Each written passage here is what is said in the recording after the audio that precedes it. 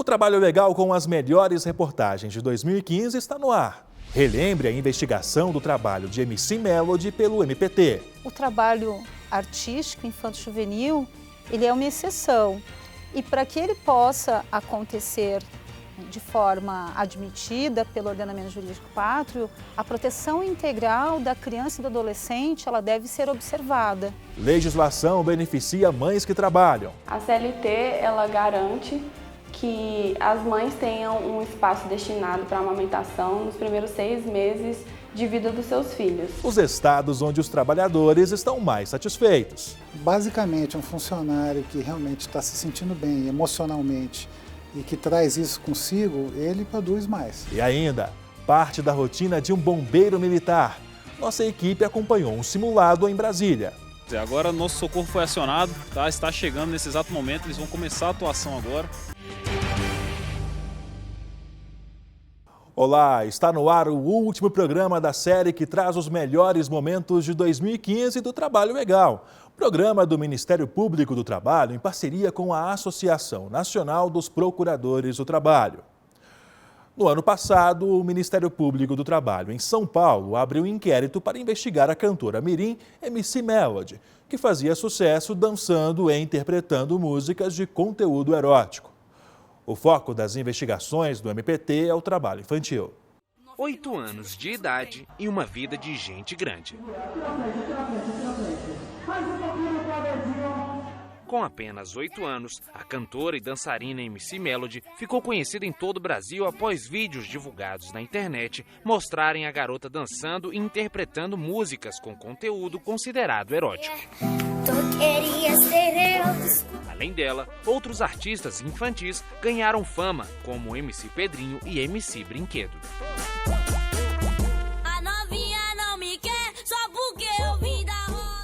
A exposição e o trabalho exercido por MC Melody e outras crianças tem gerado polêmica em todo o Brasil.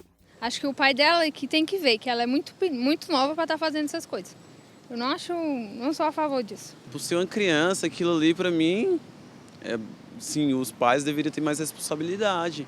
Porque é lugar de criança na escola, principalmente na idade que ela está. Eu não aconselho uma criança daquele tamanho tá se expondo daquele jeito. Eu tenho um filho, então assim, eu acho ridículo o que ela está fazendo. Após a repercussão, o Ministério Público do Estado de São Paulo abriu inquérito para averiguar a exposição erótica da garota. Já o Ministério Público do Trabalho abriu outro inquérito para investigar o trabalho infantil, proibido por lei para menores de 16 anos, exceto em casos de aprendizes que podem trabalhar a partir dos 14 anos e quando há autorização judicial concedida em alguns casos a crianças que desempenham papéis artísticos. O trabalho artístico infanto-juvenil, ele é uma exceção. Essa exceção ela é admitida por conta de uma convenção internacional que foi ratificada pelo Brasil e para que ele possa acontecer de forma admitida pelo ordenamento jurídico pátrio, a proteção integral da criança e do adolescente ela deve ser observada. E para que isso seja assegurado, esse trabalho que é admitido de forma excepcional, ele tem que ser autorizado judicialmente. Ele não pode acontecer sem uma autorização judicial prévia, que é concedida se observados os requisitos legais pelo juiz competente, que é o juiz do trabalho. De acordo com o Estatuto da Criança e do Adolescente, a atividade praticada pelos artistas infantis só é possível após autorização judicial. Ainda é necessário assegurar o cumprimento de algumas garantias, como brincar, praticar esportes e se divertir, além do direito à educação.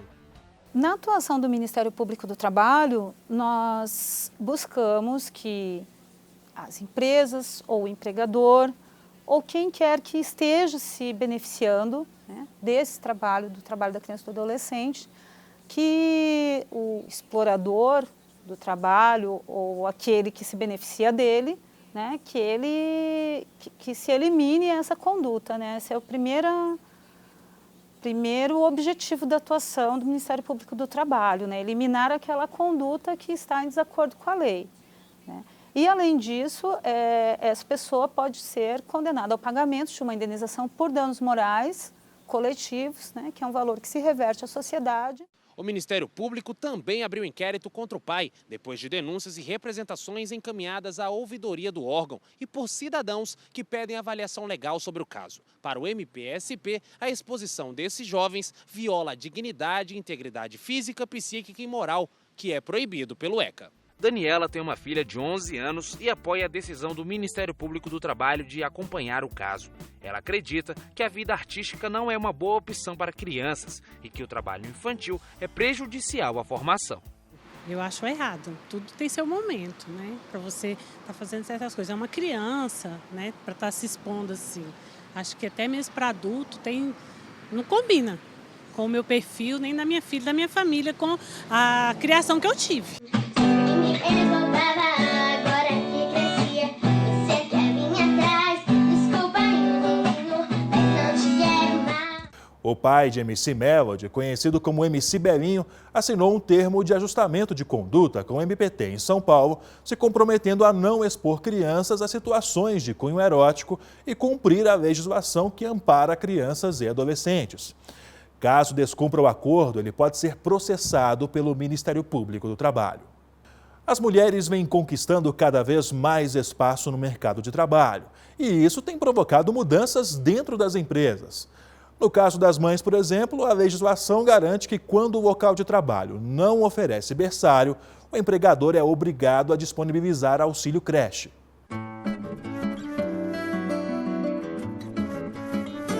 Quem tem ou teve filhos pequenos sabe. É difícil ficar longe quando eles estão no começo da vida, naquela fase em que eles mais precisam dos pais. As mães que trabalham fora que o digam. Ao término da licença maternidade, muitas ficam inseguras e não têm com quem deixar os seus bebês. Pensando nisso, algumas empresas montam berçários para que essas mães possam deixar os filhos enquanto trabalham. A CLT, ela garante que as mães tenham um espaço destinado para a amamentação nos primeiros 6 meses de vida dos seus filhos. Então, as empresas que tenham mais de 30 empregadas, com mais de 16 anos de idade, elas têm a obrigação de criar um ambiente específico de berçário para que essas mães possam ir amamentar, trocar a fralda dos seus filhos. Nesses primeiros meses de amamentação, no caso, no período de 6 meses, é o mínimo legal. Para as empresas que não dispõem desse espaço, a alternativa é o fornecimento do auxílio creche ou reembolso creche. As duas opções desobrigam as instituições a manterem berçários. Neste caso, a empresa repassa às empregadas um valor determinado para custear gastos do bebê em outras creches. Essa instituição oferece desde 2004 um espaço para que as mães possam deixar os seus filhos enquanto trabalham. As vantagens que eu vejo é a possibilidade de proximidade, né? Então, assim, a mãe vem, o bebê demanda, ou seja, ele está aqui, está pertinho dela, ele pode ser cuidado, né, por nós aqui do berçário, mas também se ele demandar uma outra situação, que não seja, ele está alimentado, ele está limpo, ele dormiu, mas ele está precisando de uma outra coisa que a gente não tem, que no caso, eu brinco aqui, que é cheiro de mãe. Então a gente chama e ela pode atender a necessidade desse bebê. As crianças entram no berçário assim que as mães voltam da licença. No caso desse órgão público, as mães deixam seus bebês a partir do 6º mês de vida. Elas podem usufruir do berçário até que seus filhos completem 1 ano e 3 meses. Maialu, que é mãe de primeira viagem, reconhece a importância do local. Foi um grande diferencial na minha vida, porque quando a gente volta ao trabalho, né, a gente está aí com a filha com 6 meses, 7 meses, e muito insegura, né, depois de passar por uma maternidade, principalmente quando é o primeiro filho, e você conciliar a vida profissional com a vida da maternidade nesse início, é muito difícil para a mãe. Enquanto a criança está aqui, a gente pode vir, pode amamentar, né, tem todo um benefício. Além da tranquilidade de manterem seus bebês por perto enquanto trabalham, esse berçário oferece um diferencial. Isso mesmo, as mães conseguem monitorar através das câmeras os seus bebês enquanto trabalham. É ótimo, né? Porque dá para a mãe assim, um conforto, né? Em vários aspectos, para que ela possa voltar ao trabalho sabendo que os seus filhos estão sendo bem cuidados, com segurança, né? E também que eles estarão sendo educados, né?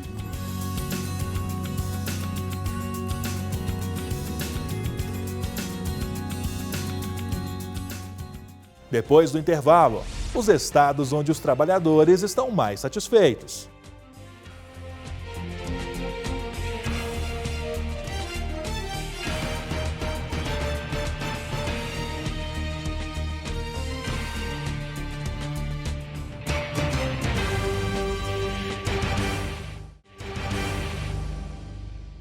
Um levantamento realizado por um site de carreiras revela os 10 estados onde há mais satisfação em relação ao trabalho.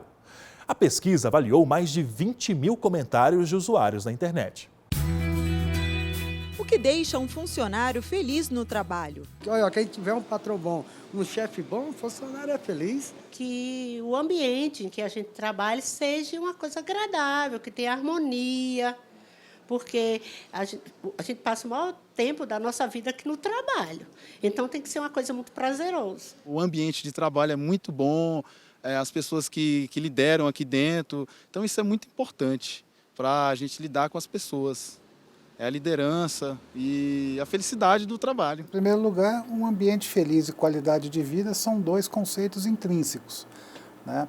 Basicamente, um funcionário que realmente está se sentindo bem emocionalmente e que traz isso consigo, ele produz mais. Um estudo de um site especializado em carreiras apontou os 10 estados brasileiros onde o empregado está mais satisfeito no serviço e o porquê.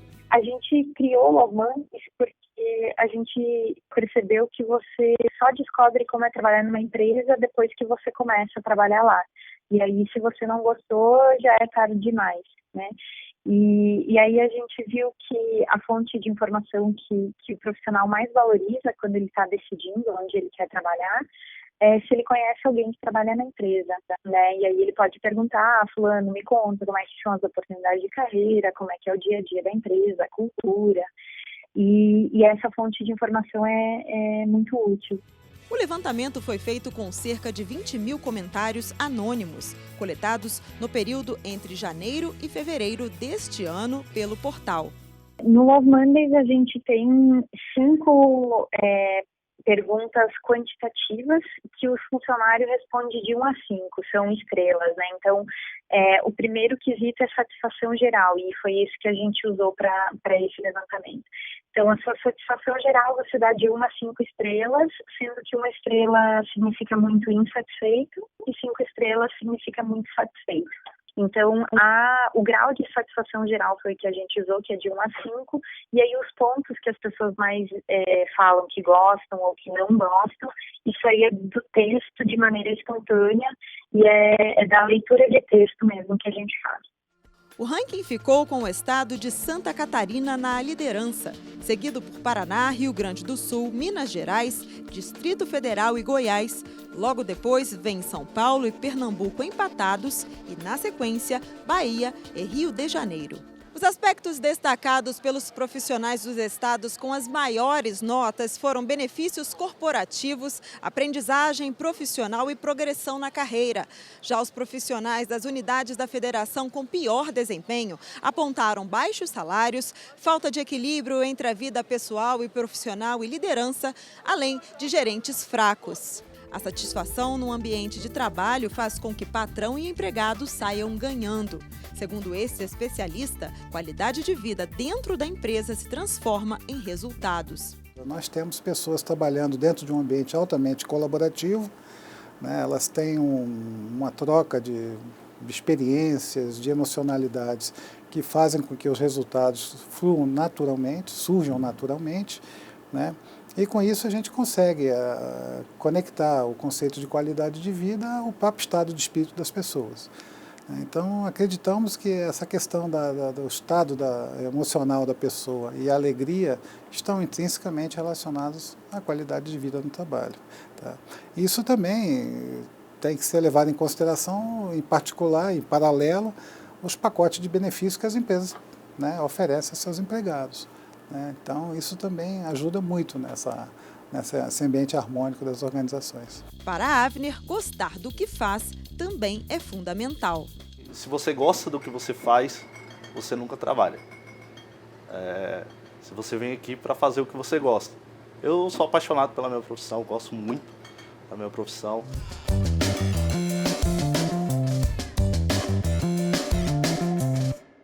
A seguir, parte da rotina de um bombeiro militar.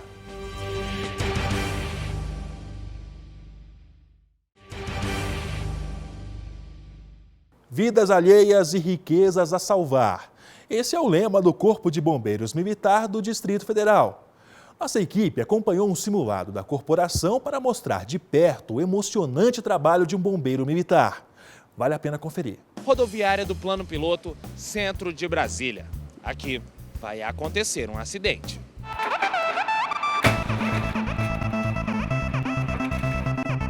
Mas calma, calma que é tudo mentirinha. Isso aqui não passa de um treinamento do Corpo de Bombeiros.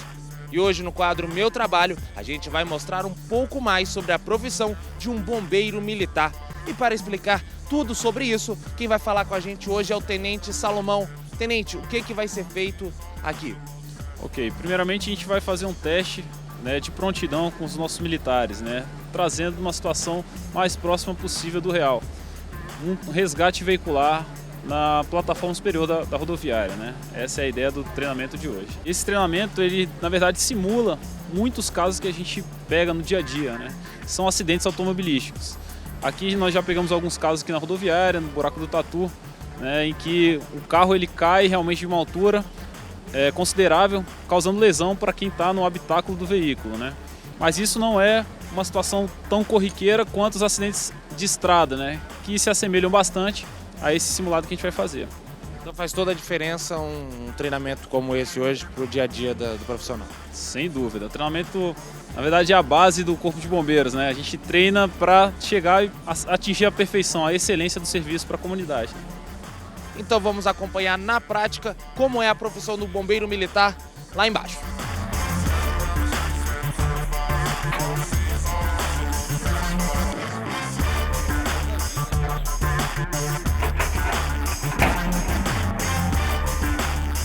Tenente, agora que o acidente aconteceu, as vítimas estão dentro do carro, qual é o procedimento? Pois é, agora nosso socorro foi acionado, tá? Está chegando nesse exato momento, eles vão começar a atuação agora. Tá? A gente vai avaliar aqui em alguns quesitos que são essenciais, que é o gerenciamento do risco, né, da cena, de modo geral. Depois a gente vai retirar as vítimas do veículo, né, do habitáculo ali do veículo, e posteriormente fazer a sinalização do trânsito, isolamento, certo? Isso não forma cadenciada, mas com uma forma geral, sendo esses 3 parâmetros pelo menos avaliados, ok? Mesmo sendo uma simulação, tem que esperar o bombeiro chegar, que houve a ligação? Exatamente, a gente tem que aguardar o acionamento, certo? Assim que ocorreu a ocorrência, a gente tem um lapso aí até a chegada do nosso socorro, é natural, né, do acionamento até a chegada do socorro, mas assim que o socorro chega, de imediato as ações já são tomadas, né? Então vamos esperar o bombeiro chegar para a gente acompanhar aí o procedimento.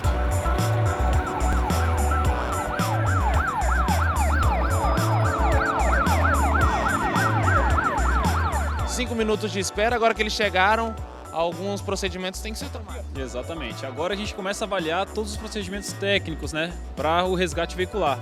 Então, o primeiro posicionamento aí foi o isolamento da cena, né, essa segurança da cena.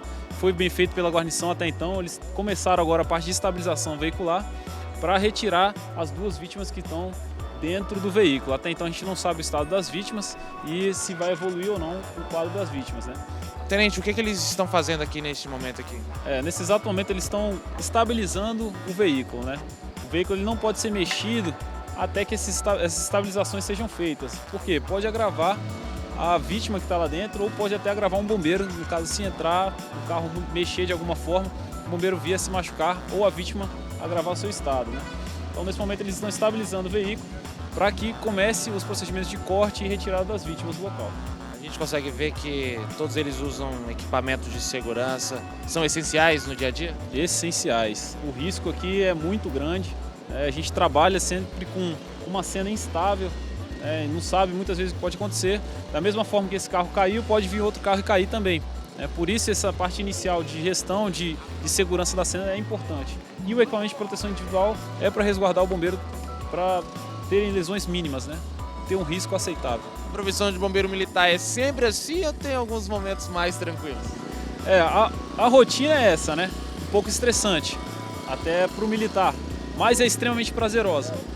A partir do momento que a gente salva uma vida, basta só um salvamento para entrar na veia, como a gente diz, né? Entrar no sangue e se apaixonar pela profissão. Não tem jeito. Fazer o bem é uma coisa que todo mundo quer, procura fazer nessas profissões, e a gente tem no nosso ofício isso e tem os meios para fazer, né? Então isso é o que tem de melhor, vamos dizer assim, na nossa profissão. Falando da questão trabalhista, como é que é a rotina de um bombeiro militar?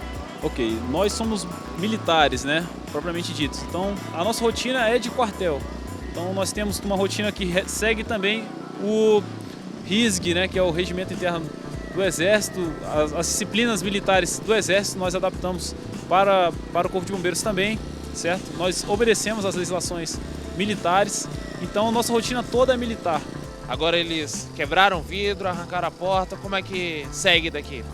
Exatamente.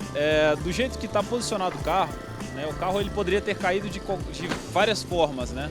Ele caiu com as rodas voltadas para cima.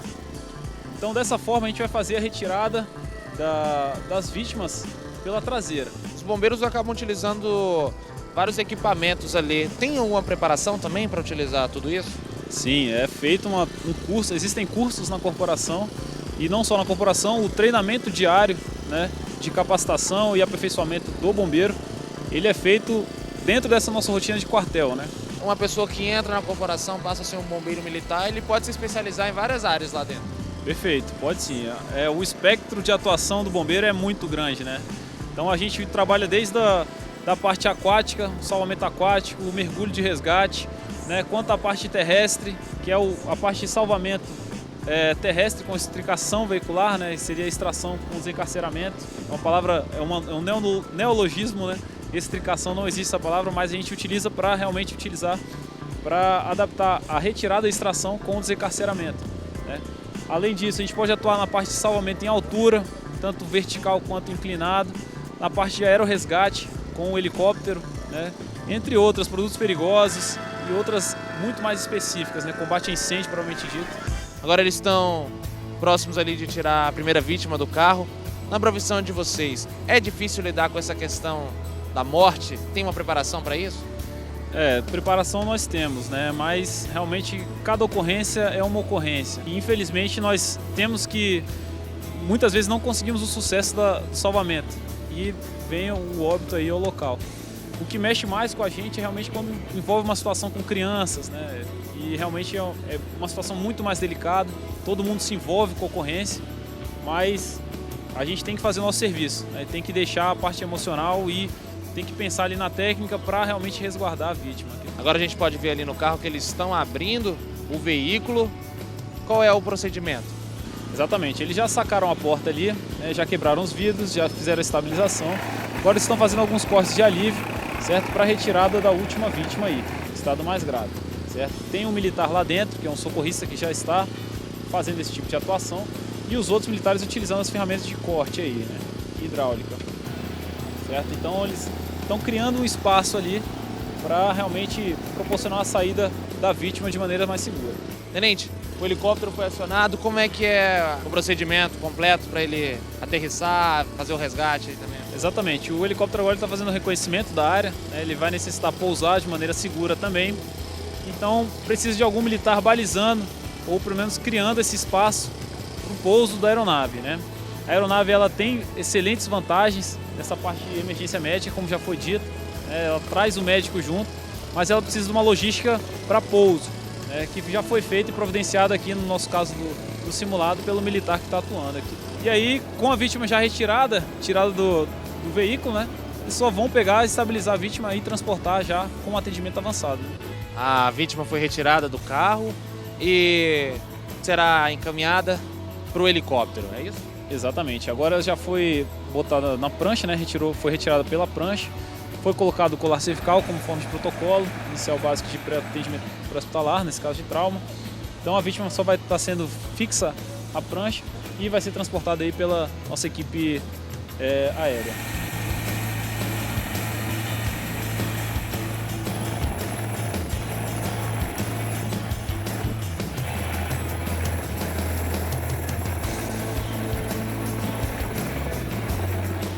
E aí, tenente, quem gostou e quer ser um bombeiro, o que é preciso? Bom, primeiramente estudar bastante, né? É um concurso público, a admissão é só feita por concurso público, e ter um preparo físico e psicológico, como vocês puderam perceber aí na ocorrência, para esse tipo de situação, né? Mas todos estão convidados, né? É sempre bom ter mais gente aqui realizando esse tipo de serviço. É isso, acompanhamos na prática a atividade dos bombeiros militares. E aí, você de casa, gostou? O quadro Meu Trabalho fica por aqui e voltamos ao estúdio. Valeu, Rodrigo, e parabéns aí a todos os bombeiros. E você aí, tem alguma sugestão de reportagem? Então basta enviar para o e-mail trabalholegal.pautas@gmail.com. Mais informações sobre o Ministério Público do Trabalho estão disponíveis em www.mpt.mp.br e também no Facebook ou canal no YouTube. Esta edição fica por aqui, mas volta na próxima semana com reportagens inéditas.